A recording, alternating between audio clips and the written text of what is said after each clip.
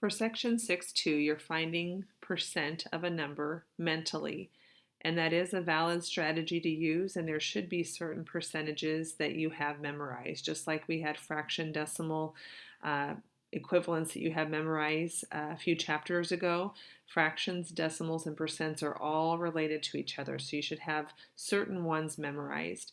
And on page 256 in your book, there's some fraction, decimal, percent equivalents that you should have memorized, from the quarter, half, to the fifths and the tenths and the eighths. So make sure you take some time to look at that on the page 256 before you get started, and you can even jot those down into your notebook.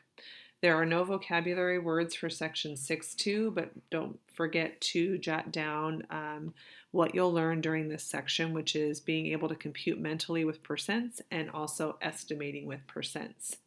We're going to jump down here to example 1, and please remember that you always have a variety of resources to use. You have a video tutor that you can watch. Of course, you have this video that you can listen to me explain some of the problems.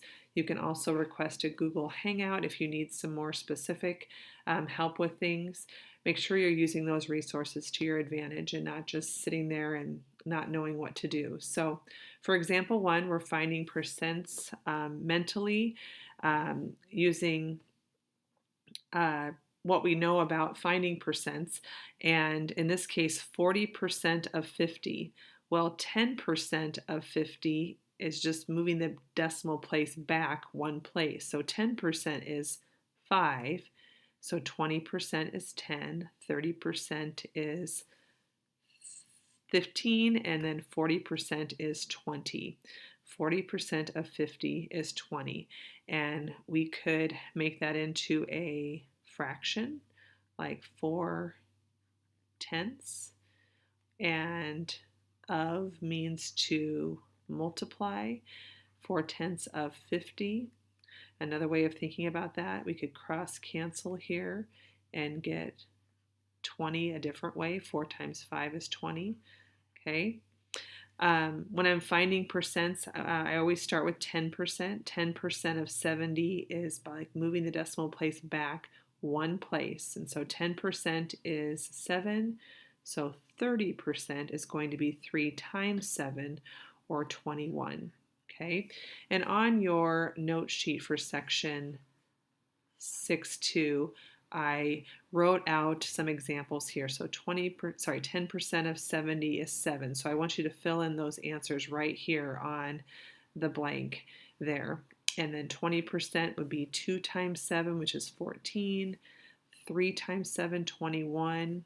Okay, moving over to 10% of 900. Again, 10% is just moving that decimal place back one place, or dividing by 10. 1/10 is 10%, and so when you divide by 10, you're just moving that decimal back a place. Okay, so 10% of 900 is 90. 20% would be 90 times 2, which is 180. 30% would be 90 times 3, which is 270. So hopefully you're seeing the pattern there. And even if your dividing by 10 leaves you with a decimal, don't get scared by that. 10% of 31, just move the decimal back one place, or divide by 10, and you get 3.1. 10% is 3.1.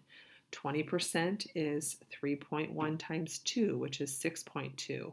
Okay, moving over here to 10% of 104, move the decimal back one place, or divide by 10, same thing, and we get 10.4 for 10%. 20% would be 10.4 times 2, which is 20.8. Okay, so make sure you fill in this chart as you are looking through section 6.2 on solving percent problems mentally. That was example 1 at the bottom of page 256. On page 257, we're looking at some more examples here. Let me scroll to the top of the page here. Example 2 is computing mentally again. So 10% of 76 is just like dividing by 10, or in other words, moving that decimal back one place. So 10% of 42 is just taking that decimal and moving it back. or dividing by 10 to get 4.2. And then 1%, don't forget what percent means. It's 1% or 1 per 100th. And 1/100th is just like dividing by 100. So instead of moving that decimal over one place when we divided by 10, we're dividing by 100, so it gets moved over two places, which is 2.64. Okay. On example 3, you are again calculating percents mentally. So we have 10% of $110. Again, moving that decimal place back one place. That's for 10%. So 20% is 2 times that, or in this case, 2 times 11, which is $22. Okay. So if we have a $750 television here, and we want to calculate 15% off, well, 10% is just moving it back one place. So $75 would be 10%. And we want 15%, so I want to add on another half of whatever 10% was. So 10% was $75, so another half of that would be what? 37.5. Half of 35 is 37.5. And when you add 10% plus 5%, you get 15%, and that equals out to be 112.5. You can go ahead and check that with your calculator by just taking 15%, 0.15, times $750. And we'll get to that in another section talking about equations, but both strategies will work. Finally, in example 4, there's a video tutor for you to watch. Remember that when you're estimating with percents, that sometimes when you're calculating percents mentally, that you can estimate. So an exact answer is not always needed when you estimate. So your answers might be a little bit different than mine. They shouldn't be too far off. But for example, A down here, 26% is about 25%, or 1/4. And we can take 1/4 of 64 pretty easily, which is 16. Okay, same thing here. 39% is very close to 40%. 40% is 2/5. We can also estimate 81 to be 80.